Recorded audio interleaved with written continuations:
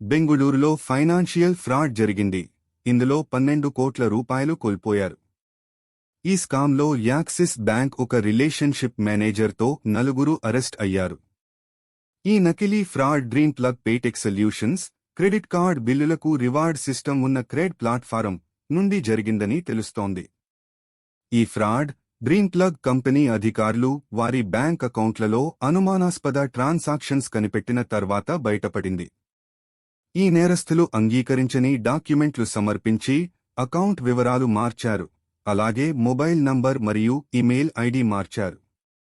14 రోజులలో 37 ట్రాన్సాక్షన్స్ జరిగాయి. ఫలితంగా 12.2 కోట్లు కోల్పోయారు. రెడ్ ఫ్లాగ్స్ ఉన్నా యాక్సిస్ బ్యాంక్ ఈ మార్పులను ప్రాసెస్ చేసింది. తద్వారా నేరస్థులు ఓటీపీస్ని అపోహతో స్వీకరించి డబ్బును దేశవ్యాప్తంగా వివిధ అకౌంట్లకు పంపించారు. ప్రస్తుతం దర్యాప్తు కొనసాగుతోంది మరియు నిందితులు అరెస్ట్ అయ్యారు. ఈ కేసు బ్యాంకింగ్ వ్యవస్థలో మంచి భద్రత అవసరం గురించి స్పష్టం చేస్తుంది.